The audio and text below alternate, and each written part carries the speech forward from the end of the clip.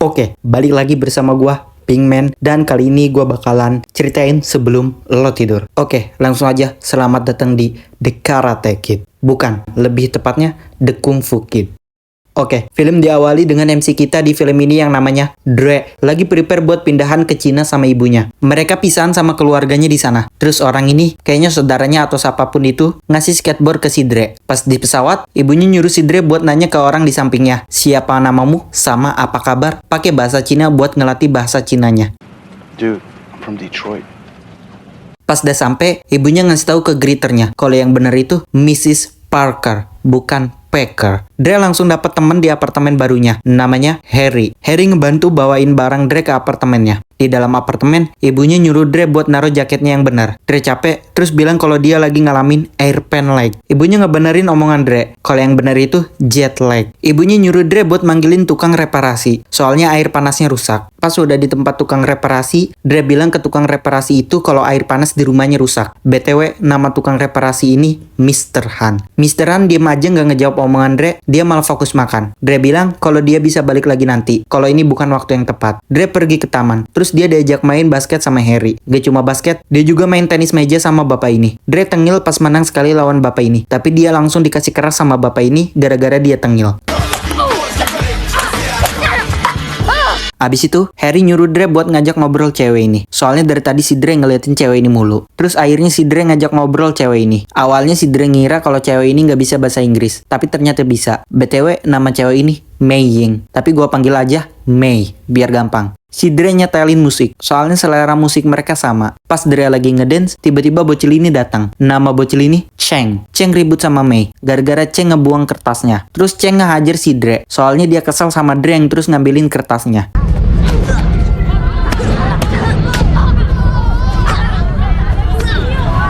Besoknya, Dre nutupin lembamnya pakai riasan emaknya sama nutupin pakai topi. Tapi ketahuan pas topinya dibuka sama emaknya karena peraturan sekolah. Emaknya marah sama khawatir ke si Dre. Tapi Dre cuma bilang kalau dia jatuh. Di kantin, Dre ketemu lagi sama Mei. Mei nggak bantu Dre ngambilin lauk soalnya si Dre nggak bisa pakai sumpit. Mei juga minta maaf soal si Cheng. Si Dre ngira kalau Cheng itu pacarnya Mei, tapi bukan. Mei ngasih tahu kalau orang tua Cheng sama orang tua dia itu sahabatan. Terus adegan pindah ke Mr. Han yang datang buat benerin air panas. Pas udah ngecek air panasnya, Mr. Han manggil Dre tapi si Dre ngebudeg. Jadinya Mr. Han pakai cara ini. Mr. Han ngasih tahu kalau air panasnya nggak rusak. Jadi kalau mau mandi harus nyalain saklarnya dulu. Dre bilang kalau di Amerika itu nggak pakai saklar. Mr. Han nanya kenapa matanya si Dre. Dre ngejawab kalau dia jatuh. Mr. Han yang sebenarnya tahu cuma ngejawab menarik. Abis itu emaknya datang sama marahin si Dre soalnya si Dre selalu asal naruh jaketnya. Di sekolah, Dre coba ngehindarin si Cheng biar si Cheng gak notice dia. Pas lagi ngumpet, Dre ngedengar suara biola, terus nyamperin arah suara itu. Dan ternyata itu si Mei yang lagi latihan. Dre nyamperin Mei buat ngehibur, soalnya si Mei kelihatan tertekan karena latihannya itu. Si Mei ngasih tahu kalau dia latihan buat audisi Beijing Academy of Music, yang disingkat sama si Dre itu BAM. Their initials spell BAM. Pas di luar, si Dre nggak sengaja ketemu sama Cheng and Friends. Terus Cheng nge-warning si Dre buat ngejauh dari mereka semua, termasuk Mei. Besoknya, Dre sama emaknya ke tempat kungfu soalnya si Dre tertarik. Pas lagi lihat-lihat, ternyata di tempat itu ada si Cheng. Jadinya si Dre langsung ngajak emaknya buat cabut dari situ. Emaknya nanya kenapa si Dre tiba-tiba aneh tingkahnya, sama pengen tahu anaknya itu kenapa. Si Dre ngeluarin unek-uneknya semua, kalau dia benci di Cina, pengen balik lagi ke rumahnya, sama udah nggak kuat di Cina. Ya something like that lah. Terus pas si Dre lagi bercandaan sama Mei di kota terlarang, tiba-tiba dia ngejauh dari Mei, soalnya dia diliatin terus sama si Cheng. Terus pas udah turun dari bis, si Dre ngikutin Cheng and Friends diam-diam dari belakang. Terus Dre ngeliat kalau ada air kotor di dekat dia. Jadi pas timingnya udah pas, dia nyiram mereka pakai air tadi. Mereka ngejar si Dre, sampai akhirnya si Dre ke pojok. Abis itu, si Cheng hajar habis-habisan si Dre. Pas si Cheng mau ngasih serangan terakhir, tiba-tiba pahlawan datang.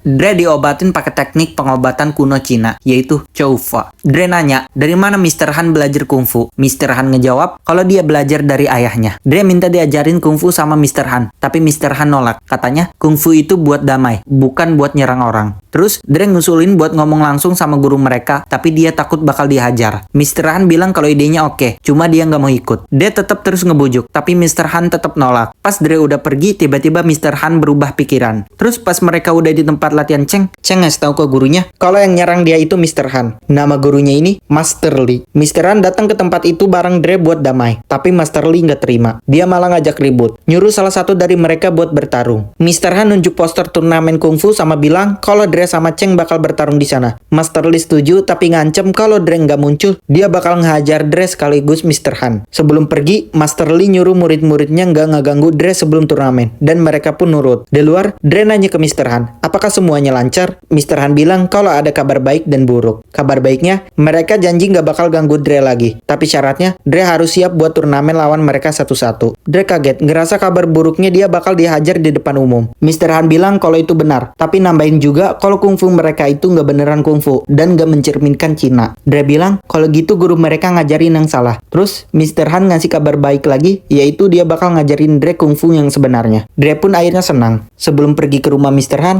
Dre bilang ke emaknya kalau dia bakal latihan kungfu sama Mr. Han. Pas udah di rumah Mr. Han, dia cuma latihan ambil, pakai, lepas, sama gantungin jaket. Dia terus latihan gitu diulang-ulang sampai 2 hari. Terus pas di sekolah, Mei nanya ke Dre, apa Dre bakal ikut turnamen? Dre bilang iya, tapi bingung. Kenapa Mei bisa tahu? Mei bilang semua orang udah tahu. Sama dia juga berharap Dre punya guru yang hebat. Dre ragu, tapi dia juga berharap gitu. Abis itu, Mei ngajak Dre buat ketemuan di Shaolin Theater yang ada di festival Sisi jam 7 malam besok. Terus sebelum masuk ke rumah Mr. Han, Dre ngumpetin jaketnya. Tapi itu percuma, soalnya Mr. Han udah tahu. Terus Dre latihan lagi, tapi Mr. Han bilang kalau ada yang kurang dari latihannya itu.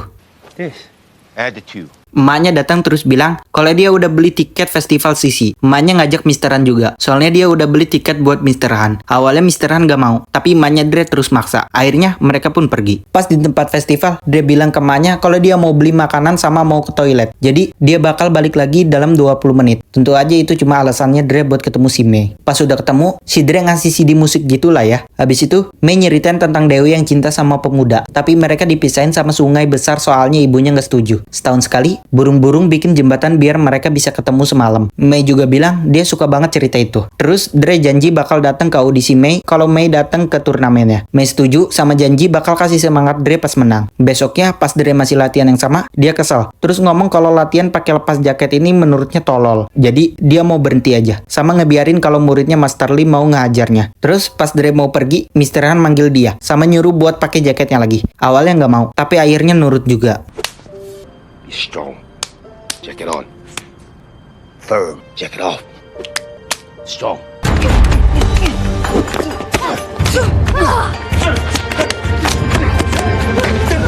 Besoknya, mereka pergi ke pusara sumur naga yang ada di puncak gunung buat latihan. Pas udah di atas, Dre salvok sama cewek ini yang latihannya niru gerakan ular. Habis itu, mereka akhirnya sampai di sumur naga. Terus Mr. Han cerita, kalau dulu dia pernah ada di situ bareng ayahnya pas kecil. Ayahnya bilang, air di situ adalah air ajaib kungfu. Kalau diminum, nggak bakal ada yang bisa ngalahin. Terus Dre nyobain minum sambil bilang kalau itu air terenak yang pernah dia rasain. Habis itu, Dre bilang ke Mr. Han kalau teknik cewek yang tadi itu, dia kayak ngikutin gerakan ular itu. Tapi Mr. Han bilang, justru ularnya yang niru gerakan si cewek itu. Dre bingung, nggak paham maksudnya. Mr. Han ngejelasin kalau si cewek tadi itu, dia bergerak pelan dengan pikiran dan hati yang tenang. Makanya ular itu cuma ngikutin gerakannya, kayak bayangan di air. Terus mereka latihan sebentar, abis itu mereka pulang. Besoknya, pas Dre lagi makan sama mamanya, dia terus coba teknik cewek ular itu ke mamanya. Mamanya kesel sambil bilang gini, Dre, please stop that. You look crazy. Dre terus latihan lagi, tapi teknik yang diajarin Mr. Han, Dre belum bisa nguasain. Pas udah selesai latihan, Dre nanya ke Mr. Han kalau besok latihan jam berapa. Mr. Han bilang kalau besok udah latihan, soalnya sesuatu yang berlebihan itu nggak baik. Dre senang, soalnya dia juga butuh istirahat. Besoknya pas di sekolah, Mei khawatir, sama bilang ke Dre kalau besok audisinya dan dia takut gak diterima. Terus Dre ngajak bolos Mei biar si Mei gak kepikiran. Mereka seru-seruan bareng, mulai dari main air sama ngedance bareng. Abis itu, Mei dikasih tahu lewat telepon kalau audisinya dirubah jadi hari ini, sama mulainya 20 menit menit lagi. Ayahnya Mei jemput dia buat ngantar ke audisi. Dre juga buru-buru lari ke sana buat nyusul. Akhirnya Mei nggak telat dan bisa tampil. Pas selesai tampil, cuma Dre yang tepuk tangan buat Mei. Habis itu Mei bilang ke Dre kalau mereka udah nggak bisa temenan lagi. Soalnya Dre pengaruh buruk di hidupnya. Of course itu suruhan ortunya. Terus Cheng datang sambil bilang kalau sampai ketemu di turnamen. Habis itu Dre pergi ke rumah Mr. Han. Pas udah sampai, dia kaget ngeliat Mr. Han yang lagi mabok sambil ngerusak mobilnya sendiri. Terus Dre nanya apa yang dia lakuin. Mr. Han cuma bilang kalau ini tanggal 8 Juli. Dre ngeliat koran soal kecelakaan. Terus nanya lagi kenapa mobilnya dihancurin. Mr. Han ngeluarin foto anak sama istrinya. Dia cerita anaknya namanya Kang Kang. Umurnya 10 tahun. Sama istrinya namanya Xiang. Yang suka nyanyi buat dia doang. Terus Mr. Han akhirnya cerita kalau dulu dia nyetir pas hujan deras di jalan curam. Dia sama istrinya sempat ribut. Tapi dia lupa ribut soal apa. Sekarang tiap tahun dia benerin mobil itu. Tapi dia tahu kalau itu nggak bakal ngubah apa-apa. Terus Dre narik tangan Mr. Han pakai ini. Sama coba nenangin Mr. Han pakai cara latihan. Habis itu mereka latihan terus yang ngebuat Dre terus meningkat dan lebih matang.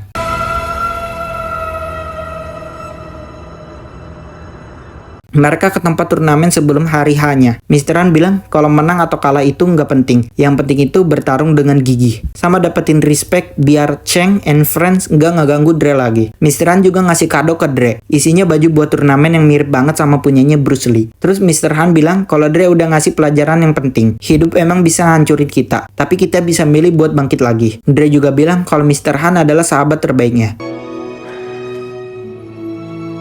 Terus Dre datang ke rumahnya Mei buat ngomong sama bapaknya. Dia bilang pakai bahasa Cina kalau dia minta maaf karena tindakannya udah bawa pengaruh buruk buat Mei. Terus dia juga minta kesempatan kedua soalnya Mei itu teman terbaiknya. Bapaknya Mei maafin sama bilang kalau Mei udah janji bakal datang ke turnamennya Dre. Di keluarganya Mei nggak diajarin buat ingkar janji. Besoknya pas hari turnamen di pertandingan pertama Dre ngehindar serangan musuhnya sampai keluar arena. Untungnya Dre cuma dikasih peringatan. Terus pas pertarungan dimulai lagi Dre keluar arena lagi yang ngebuat musuhnya jadi dapat 1 poin. Akhirnya di ronde selanjutnya Dre bisa ngedapetin 1 poin. Pas di ronde terakhir ini yang menang.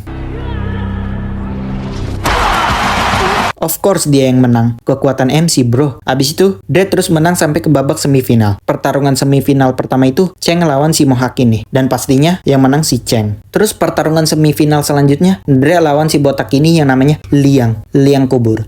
Pas pertarungannya dimulai ini yang terjadi.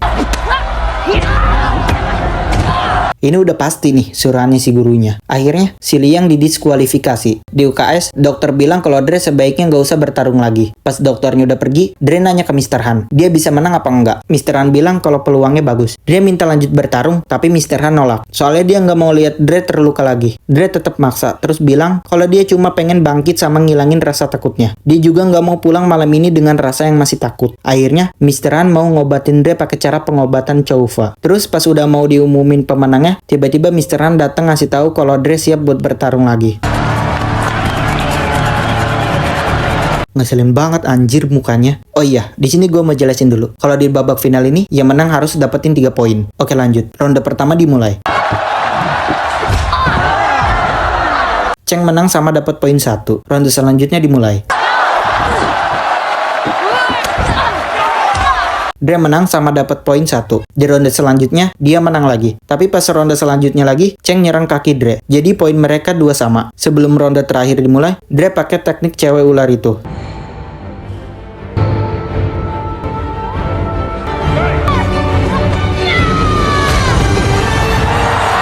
Dre pun akhirnya yang jadi pemenang. Terus, Cheng and Friends ngasih hormat ke Mr. Han dan film pun tamat.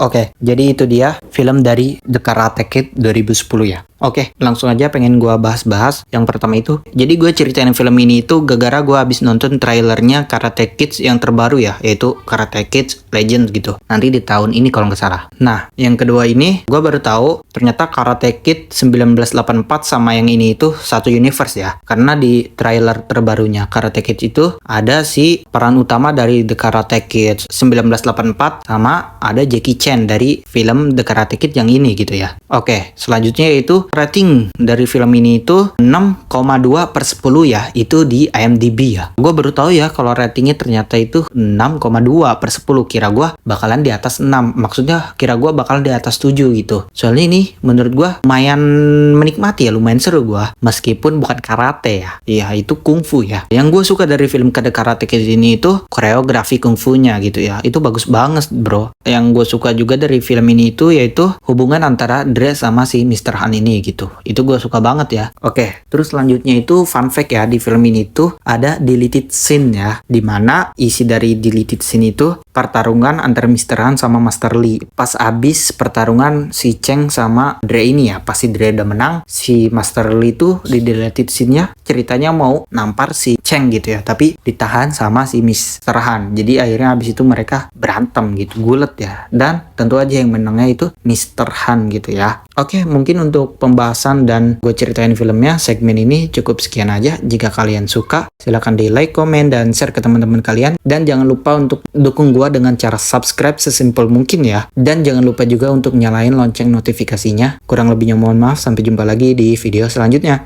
Bye-bye!